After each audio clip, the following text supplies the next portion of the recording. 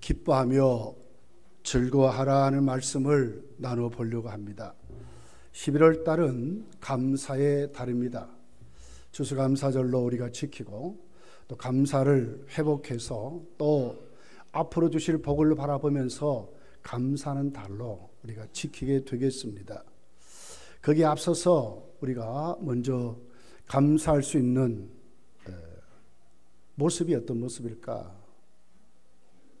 기뻐하고 즐거워할 수 있는 마음의 상태로 우리 삶이 회복될 때에 진정한 감사가 이루어질 것입니다. 탈무드를 보면 이런 말이 있습니다. 이 세상에서 제일 지혜로운 사람은 누구인가? 어떤 경우에도 배움의 자세를 갖는 사람이다. 이 세상에서 가장 강한 사람은 누구인가? 자신과의 싸움에서 이기는 사람이다.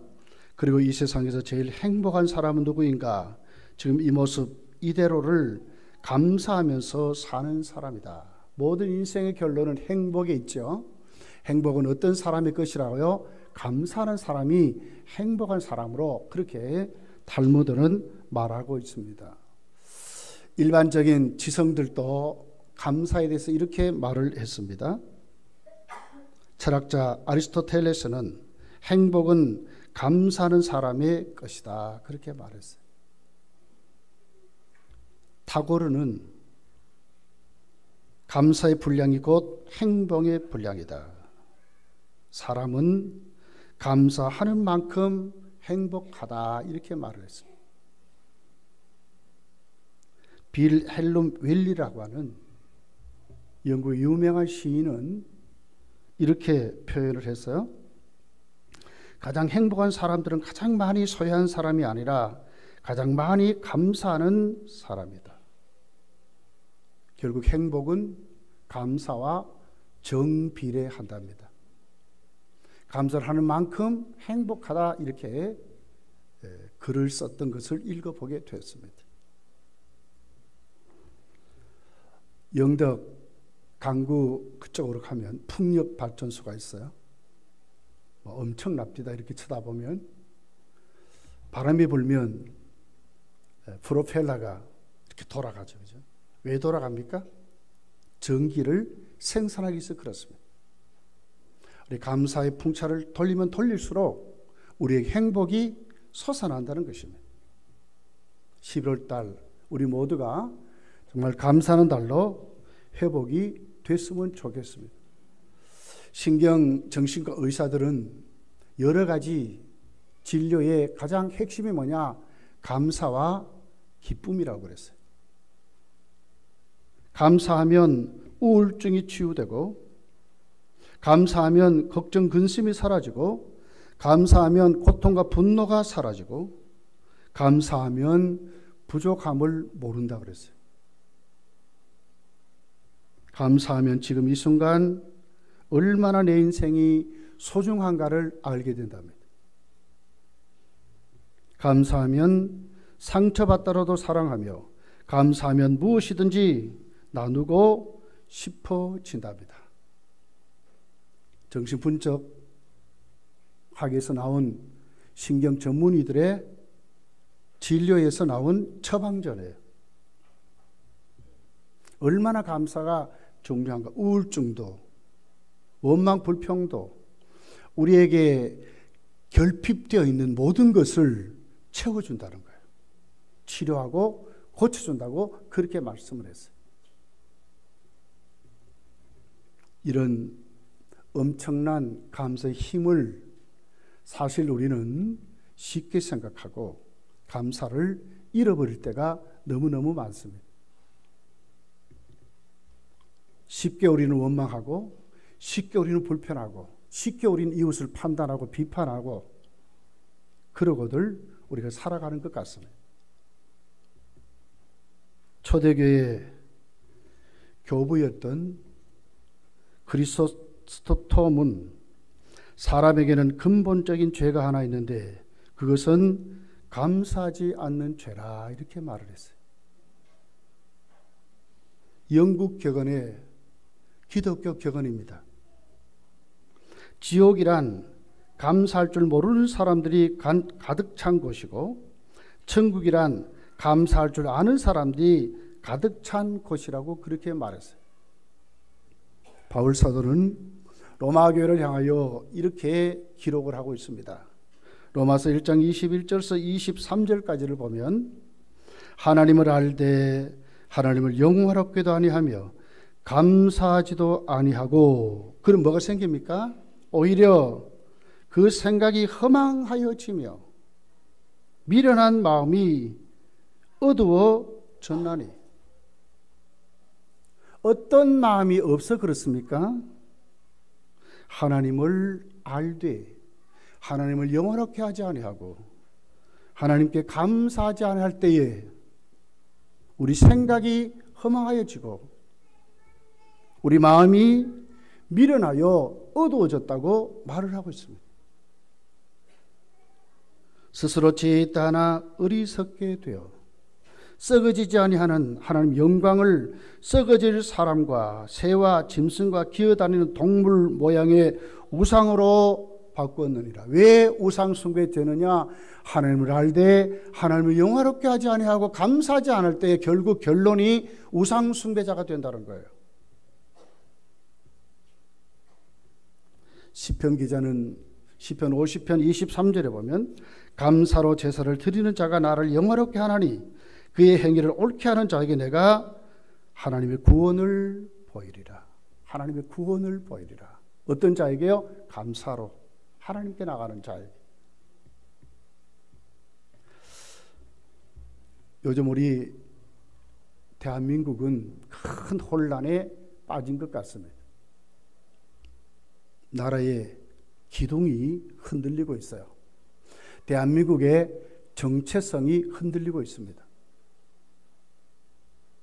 모두가 감사를 잃어버린 것만 같아요. 우리나라가 독립을 하고 우리나라는 출발을 기독교 국가는 아니지만 기독교 국가 같이 출발을 했어요. 예배를 드리고 국회에서 기도함으로 개헌국회 1회가 시작이 됐습니다. 초대 대통령이 기독교인이었습니다. 엄청난 6.25라는 시련을 겪을 때에 유엔군을 파송하고 한 것도 사실 한국교회의 기도의 힘이었습니다. 이것이 우리나라였습니다. 이번에 우리 대통령의 사건을 보면서 하루아침에 무너진 걸 보면서 이 권위가 아무 힘이 없구나, 그런 것을 구구절절히 느껴보는 시간들이었습니다. 과연 지금 우리에게 감사할 조건이 있을까? 모든 것이 불만투성이고 뱉었다 그러면 원망하고 불평하는 것이 요즘 우리 사회에 아주 깊이 뿌려 박혀 있는 그런 모습인 것만 같습니다. 새누리당 대표인 이정현 국회의원이 국가조찬기도회에, 그분은 장로님이시죠, 국회의장과 더불어서 기독교인 국회의원들이 모인 그 국가조찬기도회에서 눈물로 말했습니다. 이렇게 처절하게 좌절한 적이 한 번도 자기 일생에 없었다는 거예요. 오늘 이것이 우리나라의 현실인 것만 같습니다. 그냥 차를 몰고 저 휴전선으로 진격해서 군인들이 암호를 물을 때에 자기가 모르는 암호를 모르기 때문에 암호를 대지 못해서 그들이 나를 총을 쏴서 나를 죽였으면 좋겠다, 이런 심정이었다는 거예요. 장로님의 기도가 그런 모습이었어요. 이것이 오늘 우리나라의 현실이고 우리의 모습인 것 같습니다. 나는 이것을 보면서 무슨 말씀을 전할까 하다가 오늘 요엘서를 붙잡았어요. 요엘서의 시대 상황이 오늘 우리 국가의 위기의 상황과 똑같은 상황이었습니다. 요엘서 1장 4절에 이렇게 기록을 합니다. 팥종이가 남긴 것을 메뚜기가 먹고 메뚜기가 남긴 것을 느치가 먹고 느치가 남긴 것을 황충이 먹었도다. 아주 씨도 없이 황폐해진 상황을 말하고 있습니다. 추수 정도가 아니라 아예 아무것도 없이 메뚜기 떼가 몰려와서 싹 쓸어버리는 그런 것으로 말을 하고 있습니다. 오늘 요엘서 기자는 이렇게 말하죠. 이것이 단순히 자연의 어떤 재해가 아니라 정말 오늘 기독교인들에게 경고하는, 정말 거기에 서 있던 믿는 사람들에게 경고하는, 하나님이 왜 이렇게 진노하셨을까? 하나님이 왜 이렇게 말씀하시느냐에 대한 그 결과로 싹 쓸어버리고 아무것도 없다는 거예요. 하나님이 손을 놔버릴 때에 이 같은 모습이라고 말씀을 하고 있는 것입니다.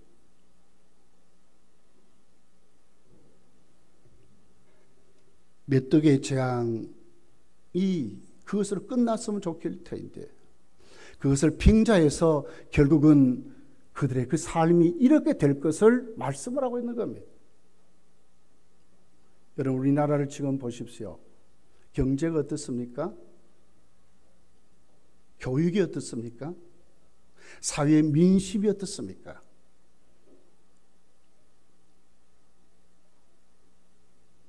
요엘서 1장 2장은 여호와의 날이라는 단어를 사용하고 있습니다. 여호와의 날은 두 가지 의미를 갖고 있습니다. 하나는 하나님의 심판의 날이고 또 하나는 하나님의 구원의 날로 그렇게 말씀하고 있습니다. 하나님은 심판도 하시지만 하나님은 또 그 심판의 그 현장을 다시 회복시키시고 구원하시는 하나님이심을 우리에게 보여주고 있습니다.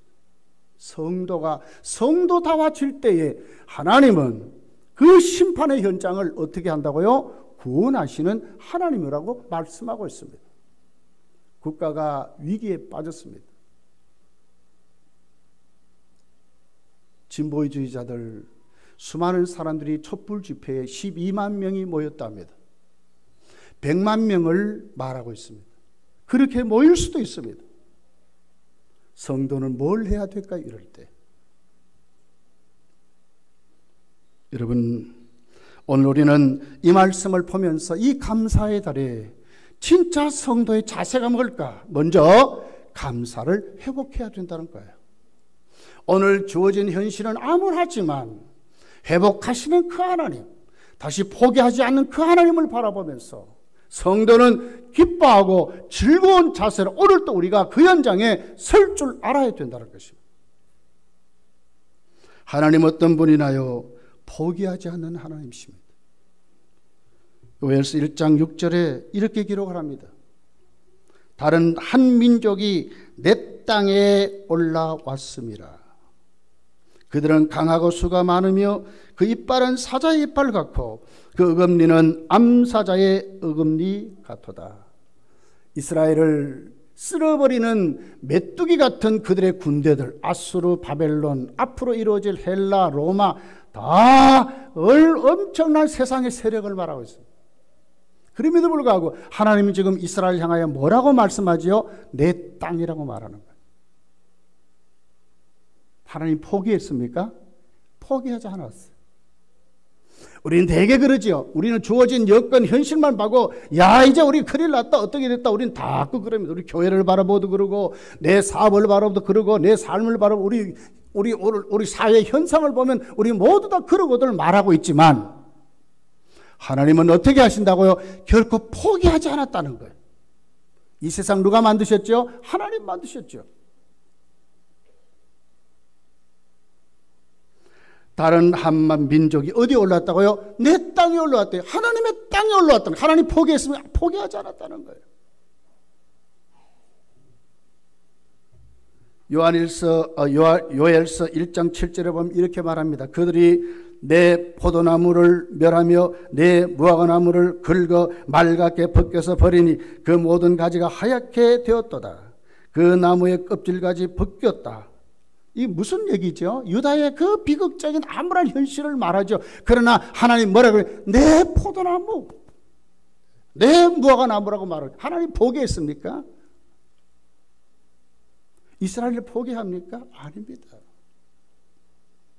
오늘 우리가 이 감사의들이 하나님의 성도들이, 하나님의 교회가 하나님을 바라보면서 오늘 이 사회를 바라볼 때 우리의 어떤 눈을 가져야 합니까? 오늘 하나님 우리를 포기하지 않았다. 아직도 하나님은 한국교회를 바라보신다. 아직도 우리 건단교회를 바라보신다는 믿음을 가져야 한다는 것입니다. 포기하지 않으시는 하나님.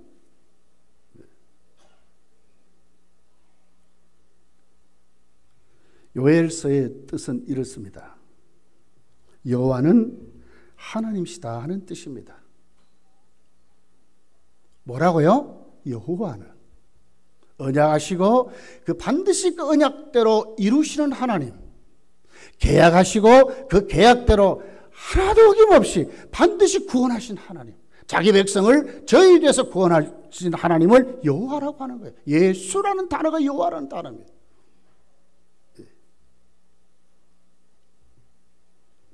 요엘서를 우리가 읽다가 보면 두 가지 핵심적인 단어가 있어요. 하나는 메뚜기라는 단어고 하나는 성령이라는 단어입니다. 메뚜기라는 단어는 하나님의 심판을 예고하죠. 그들이 앞으로 닥쳐질 어려움들을 말하고 있습니다. 그러나 성령이라는 단어는 무엇입니까? 그 어려운 현장을 하나님 반드시 회복시켜서 성령으로 하나님 뜯어고쳐서 삶도 고쳐주시고 그들의 심령도 고쳐주시고 그들의 현실도 고쳐주시고 그들이 누리는 땅까지도 하나님이 회복시켰을 것을 말씀하는 것이 성령이란 단어입니다.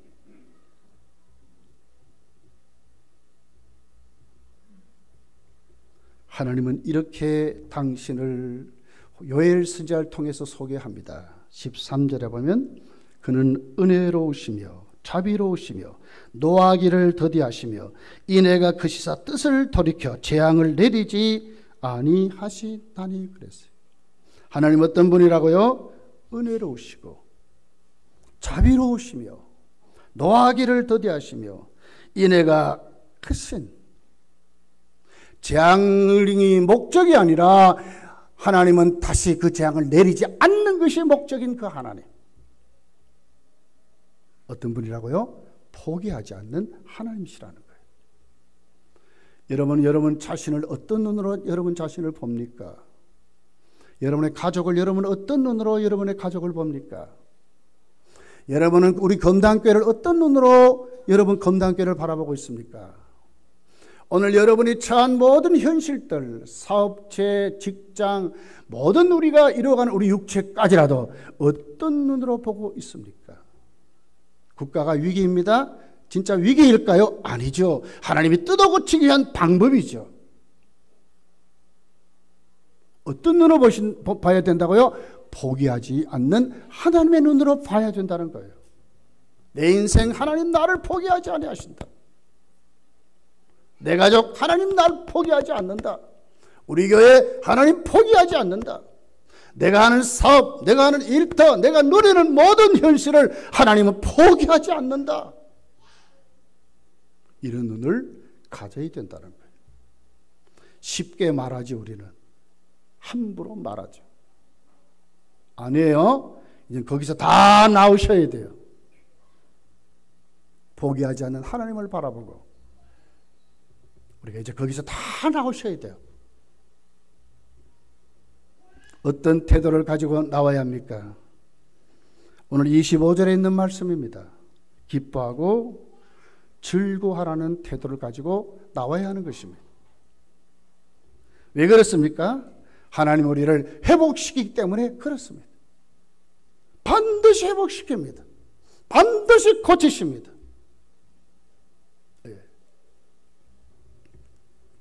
하나님의 마음이 있습니다. 18절에 이렇게 기록합니다. 그때 여호와께서 자기 땅을 극진히 사랑하시오 그의 백성을 불쌍히 여기실 것이라. 하나님 마음이 여기 있습니다. 왜 우리가 기뻐하고 왜 우리가 즐거워해야 합니까? 포기하지 않는 하나님을 바라보면서 나는 여러분 형편없잖아요. 솔직히요. 우리의 모습은 형편없잖아요. 그런데 누구를 보고 기뻐하고 즐거워해야 합니까? 하나님을 보면 기뻐하고 즐거워한다 그 말이에요. 오늘 하나님은 어떻게 하는데 우리를 극진히 사랑하신다. 하나님의 마음이 그렇습니다.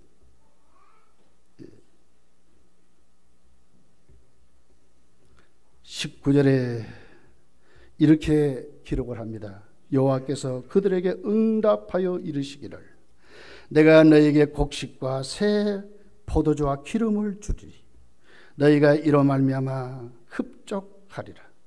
내가 다시는 너희가 나라들 가운데 욕을 당하지 않게 할 것이며 내가 북쪽 군대를 너희에게서 멀리 떠나게 하여 메마르고 적막한 땅으로 쫓아내리니 그 앞에 부대는 동해로 그 뒤에 부대는 서해로 들어갈 것이라. 상한 냄새가 일어나고 악취가 오르리니 이는 큰 일을 행하였음이니라 하시리라. 뭘 얘기해요? 회복을 말하는 거예요.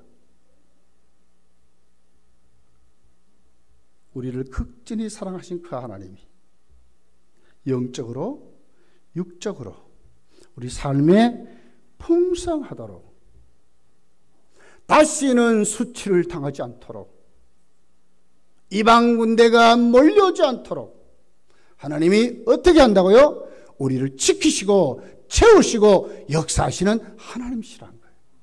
왜 기뻐하고 즐거워해야 됩니까? 지금 여러분 암울하다고 생각 아니지요. 멀지 않았어요. 하나님이. 감사하고 기뻐하고 즐거워해야 된다는 것입니다. 23절에 이렇게 말하죠. 시온의 자녀들아 너희는 너희 하나님 여호와로 말미암아 기뻐하며 즐거워할지어다. 왜 그렇습니까? 그가 너희를 위하여 비를 내리시리니 이른 비를 너희에게 적당하게 주시리니 비와 이른 비와 늦은 비가 예전과 같을 것이라. 풍성하도록 농사에 비유하지만 이것은 단순히 농사로 그치는 것이 아니라 우리 삶에 정말 있어야 할 것들로 조금 더 영적으로 해석하면 성령님을 말하지 않습니까?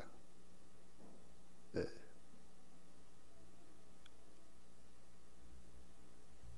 시편 기자는 이렇게 고백합니다. 시편 100편 1절서부터 쭉 읽어보면 이렇게 기록합니다. 온 땅이여 여호와께 즐거운 찬송을 부를지어다. 이유가 있습니다. 왜 즐거운 찬송을 불러야 되는 이유를 말합니다. 기쁨으로 여호와를 섬기며 노래하면서 그 앞에 나갈지어다. 여호와가 우리 하나님이신 줄 너희는 알지어다. 우리가 어떻다고요? 우리 하나님이라는 거예요. 왜 기뻐하고 즐거워해야 되냐? 왜 감사하고 하나님께 나가는 그분이 우리 하나님이라는 거예요. 명절 때 되면 여러분 부모 안 찾아뵙습니까? 네. 이웃 어른들 안 찾아뵙습니까? 우리 고향에서 우리 둘째 누나가 지금 고향 내려가 살아요. 심심하면 전화 옵니다. 한번 오거라. 보고 싶으면 못 살겠다는 거예요.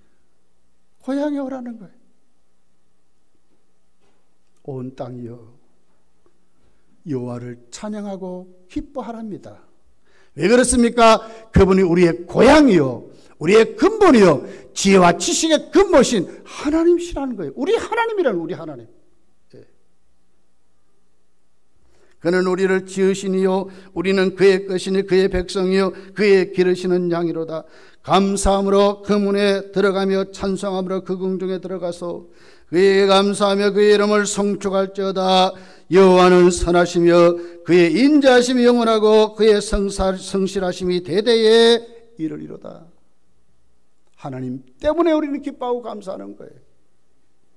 회복하시는 그 하나님 바라보고 반드시 나를 뜯어 고치시고 나를 회복시키시는 그 하나님, 내가 있어야 될 자리로 반드시 그 자리로 갖다 놓으신 그 하나님을 바라보고 나는 보면 안 돼요. 나는 보면 안 돼요. 우리 현실 보면 안 돼요. 근데 하나님 보면 기뻐하고 즐거워할 수 있다는 거죠. 기쁨을 잃어버린 이 사회, 즐거움을 잃은 이 사회, 원망과 불평이 이 충만한 이 사회를 향하여 성도는 뭘 해야 되겠습니까? 기쁨을 선포하고 감사를 선포하고 즐거움을 선포할 수 있는 하나님의 백성으로 살아야 된다는 거예요. 이것이 예수 믿는 사람들의 모습이에요.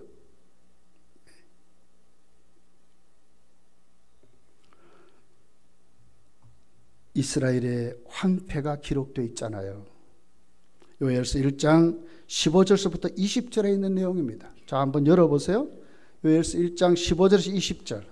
우리 같이 한번 한 목소리 읽어봅시다. 자, 15절서부터 20절. 시작. 슬프다 그날이여, 여호와의 날이 가까웠나니 곧 멸망같이 적는 자에게부터 이르리로다. 먹을 것이 우리 눈앞에 끊어지지 아니하였느냐? 기쁨과 즐거움이 우리 하나님의 성전에서 끊어지지 아니하였느냐?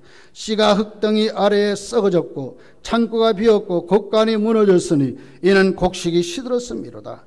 가축이 울부짖고 소떼가 설하나니 이는 꼴이 없음이라. 양떼도 피곤하도다. 여호와여, 내가 주께 부르짖으오니 불이 목장의 풀을 살랐고 불꽃인 들의 모든 나무를 살랐음이니이다. 들짐승도 주를 향하여 헐떡 그리오니 시내가 다 말랐고 들의 풀이 불에 탔음이니이다. 이것이 이스라엘의 여러분 그 황폐한 모습들의 모습을 이렇게 기록하는 거예요. 그런데 하나님이 회복하시지요. 자, 오늘 2장 21절에서 24절에 있는 내용입니다. 한번 같이 읽어볼게요. 2장입니다. 21절에서 24절 시작. 땅이여 두려워하지 말고 기뻐하며 즐거워할지어다. 여호와께서 큰 일을 행하셨음이로다. 들짐승들아 두려워하지 말지어다. 들의 풀이 싹이 나며 나무가 열매를 맺으며 무화과 나무와 포도나무가 다 힘을 내는도다. 시온의 자녀들아, 너희는 너희 하나님 여호와로 말미암아 기뻐하며 즐거워할지어다. 그가 너희를 위하여 비를 내리시되 이른 비를 너희에게 적당하게 주시나니 이른 비와 늦은 비가 예전 같을 것이라. 마당에는 밀이 가득하고 독에는 새 포도주와 기름이 넘치르다. 무엇을 회복을 말해요? 여러분, 땅의 회복을 말하고 곡식의 회복을 말하고 우리 창고의 회복을 말하는 거예요. 황폐해서 아무것도 없는 그 현실을 하나님이 어떻게 회복했다고요? 하나님이 회복하는데 땅이 또 그들의 곡간이 그들의 밀이 풍성하도록 넘치도록 하나님 회복을 말하고 있어요. 하나님 바라보면 이렇습니다, 여러분. 안 된다고요? 하나님 보지 않아서 그래요. 못한다고요? 하나님 안 봐서 그래요. 이런 현실인데 어떻게 합니까? 아니, 현실을 봐서 그래요. 누구를 바라고요? 하나님을 바라보시라니까요. 우리를 회복시키시고 우리를 치료하시고 우리를 고치시며 우리 현실을 바꾸시는 그 하나님을 바라보시면 돼요. 기뻐하고 즐거워할 수 있습니다.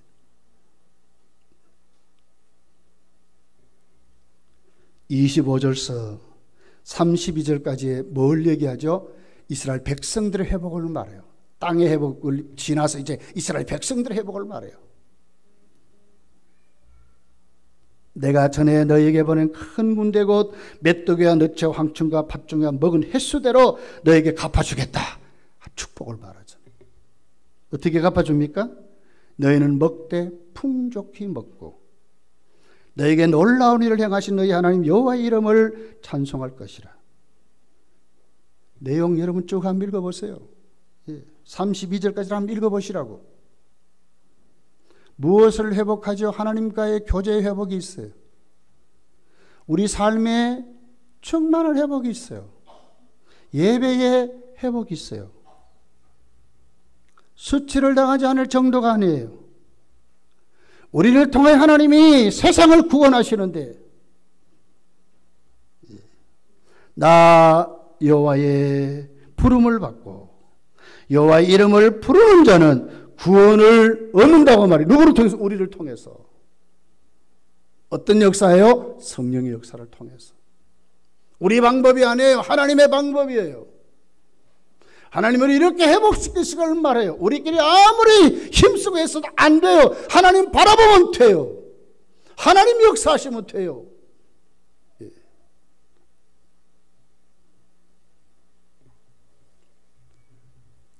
하나님이 영을 부어줍니다. 자녀들이 장래를 말합니다. 여러분, 이 꿈꾸는 사회 아닙니까? 우리나라 정부가 창조 경제, 창조 수도 없이 말하죠. 진짜 창조 경제가 어디에 나와요? 하나님의 성령이 부어주면 나와요. 우리 아이들이 이렇게 된다니까요.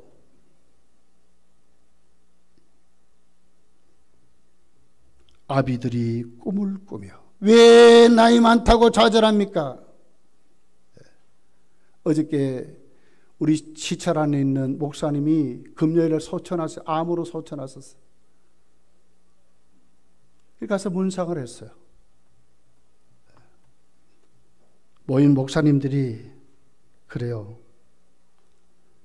이제 뭐 은퇴 얼마나 남았느냐, 뭐 어떻느냐, 전부 대화가 그래요. 속으로 제가 그래서 저는 한마디도 안 했어요. 속으로 저는 그랬어요. 아비들이 꿈을 꾼다 그랬는데 우리가 정말 성령 충만하면 오늘도 하나님은 우리에게 비전 주셔서 일하신다고 저는 믿어요. 나이 많다고요? 아니죠. 성령 충만하면 이겨요. 더 나가 보세요. 젊은이들이 이상을 본답니다. 청년들이 쓰러진답니다. 할 일이 없답니다. 아니에요. 할 일이 있어요. 어떻게 하면요? 하나님의 영으로 충만하면,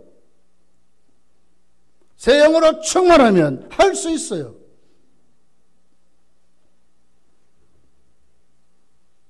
여러분, 우리 이런 교회로 이 감사의 달에 세상을 향해서 우리가 먼저 기뻐하고 즐거워하는 믿음으로 똑바로 세워져서 하나님으로 여러분 회복되시기를 예수로 축복합니다. 그러려면 어떻게 해야 될까요? 오늘 하나님의 방법을 자세히 기록해요. 13절에 이렇게 기록하지요. 하나님은 은혜를 주시고 노하기를 더지하시고 용서하기를 기뻐하신 그 하나님 앞에 어떻게 해야 됩니까? 돌아와야 된다고 말해요. 무릎을 꿇으라고 말해요. 하나님의 사람이 되라고 말을 해요. 독일이 통일되기 전에 서독 총리였던 빌리 브란트라는 총리가 유럽에서 하도 2차 대전 때에 독일이 잘못한 것 때문에 화합이 안 되는 거예요. 독일이 일어날 수가 없는 거예요. 어떻게 합니까? 고민하다가 하나님께 기도하다가 하나님 지혜를 줍니다. 그래서 간 곳이 폴란드입니다. 그 당시는 폴란드는 공산국가였죠. 가장 어떻게 보면 유대인 다음으로 피해를 받은 나라가 폴란드예요. 그는 나치 희생자들 위령탑에 갔습니다. 그날이 비가 오는 날이랍니다. 그곳에 무릎을 꿇었습니다. 그리고 진정히 거기에서 하나님께 기도하기를 시작했습니다. 이것을 본 신문 기자들이 사진을 찍어가지고 신문에다가 톱 기사로 실었습니다.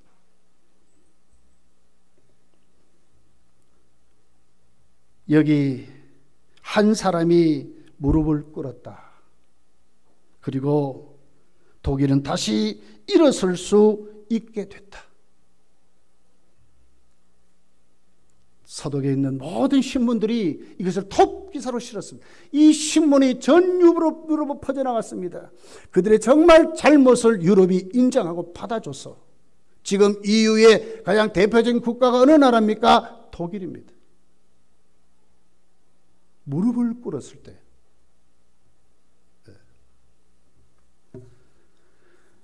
다른 것 없습니다. 자, 우리 12절 13절을 한번 같이 읽어볼게요. 시작. 여호와의 말씀에 너희는 이제라도 금식하고 울며 애통하고 마음을 다하여 내게로 돌아오라 하셨나니. 뭐예요? 이제라도. 아직 안 늦었다 그 말이죠. 이제라도. 교회가 이제라도 국가와 민족을 바라보고 오늘 우리의 모습을 바라보고 우리의 가정을 바라보고 나를 바라보고 이제라도 하나님께 무릎을 꿇으면 하나님 어떻게 하신다고요? 우리를 회복시킨다는 거예요. 우리 대한민국의 국가의 운명이 누구에게 달렸습니까? 성도에게 있습니다. 검단교회의 앞으로의 미래가 누구에게 달렸습니까? 우리에게 있고 우리 크는 아이들에게 있습니다. 나이 많다고요. 성경 어디에 그런 구절이 있어요? 늙은이들이 꿈을 꾼다고 말했는데, 아비들이 꿈을 꾼다고 말을 했는데 이제 일어나야지요. 예. 이제라도 13절에 보면 너희가 옷을 찢지 말고 마음을 찢고 너희 하나님께로 여호와께로 돌아올 때, 이 진정한 회개를 말해요. 진정한 무릎을 꿇음을 말해요. 우리가 우리끼리 한다 이게 아니라고요. 하나님이여 우리를 진짜로 우리가 잘못했습니다. 다시 한번 일으켜 주십시오. 다시 한번 우리에게 긍휼을 베풀어 주십시오.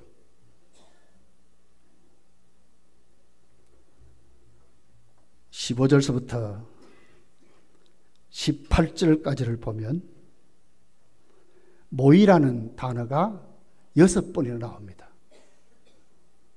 너희는 시온에서 나팔을 불어 거룩한 금식일을 정하고 성회로 소집하라. 이 모이란 얘기죠.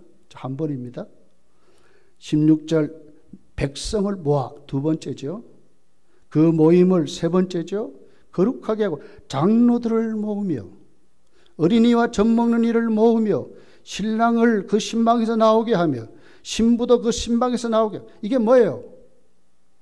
우리의 어떤 삶의 조건보다도 더 우선순위가 있다는 거예요. 이게 뭐예요? 하나님께 나오는 거예요.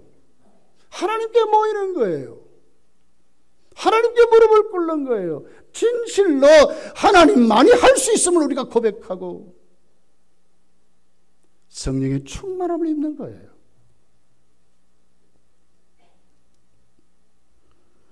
여호와를 섬기는 제사장들은 낭실과 제단 사이에서 울며 이르기를 여호와여 주의 백성을 불쌍히 여기소서. 주의 기업을 욕되게 하여 나라들로 그들을 관할하지 못하게 하옵소서. 어찌하여 이방인으로 그들의 하나님이 어디 있느냐 말하게 하시겠나이까 할지어다. 그때에 여호와께서 자기의 땅을 극진히 사랑하시어 그의 백성을 불쌍히 여기시고. 어느 때에 그런다고요? 우리가 무릎을 꿇을 때에, 우리가 모이게 힘을 낼 때에, 진실로 하나님만이 할 수 있다는 우리가 고백할 때에 어떤 하나님의 그 마음이 극진히 우리를 사랑하고 불쌍히 여기신다고 말씀하는 거예요. 누구의 탓입니까, 여러분? 예수 믿는 우리의 탓이고, 우리 국가가 흔들리는 것은 우리 때문에 그렇습니다. 성도가 일어나야 합니다, 여러분. 아모스서 5장 4절에서 6절에 보면 이렇게 합니다. 너희는 나를 찾으라 그리하면 살리라. 베델을 찾지 말며 길갈로 들어가지 말며 부엘을 세바도 나가지 말라. 길갈은 반드시 사로잡히겠고 베델은 비참하게 될 것이라 하셨나니 너희는 여호와를 찾으라 그리하면 살리라고 그랬어요. 누가 찾아야 돼요? 우리가 하나님을 찾아야 되는 거예요. 호세아 6장 1절 2절에 보니까 이르기로게요. 오라 우리가 여호와께로 돌아가자. 여호와께서 우리를 찢으셨으나 도로 낫게 하실 것이요 우리를 치셨으나 싸매어 주실 것이라. 여호와께서 이틀 후에 살리시며 셋째 날 우리를 일으키시리니 우리가 그의 앞에서 살리라고 그랬어요. 누가 앞에 산다고요? 여호와 앞에서 우리가 산다고 그랬어요.